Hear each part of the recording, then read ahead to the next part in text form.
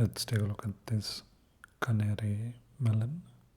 It comes in this really amazing yellow color.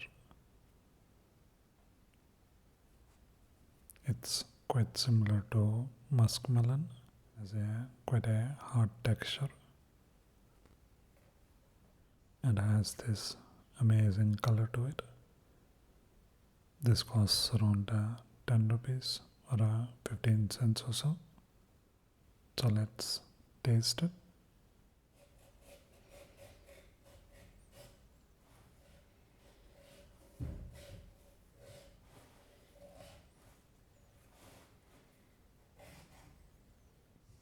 That's how the insides look.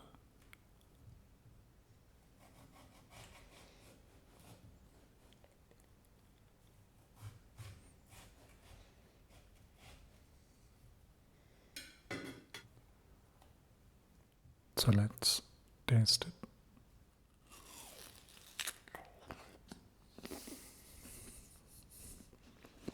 It is much more harder than muskmelon. Has a apple-like texture, but not that hard. Quite juicy, mildly flavored, not too sweet, but it's quite juicy and quite filling.